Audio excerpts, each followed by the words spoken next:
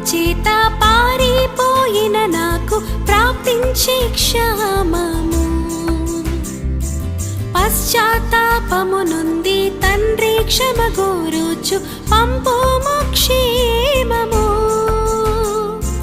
ప్రభునీదు శిలువ ముఖము చెల్లని నాకు పుట్టించే ధైర్యము. ప్రభునీదు శిలువ ముఖము చెల్ల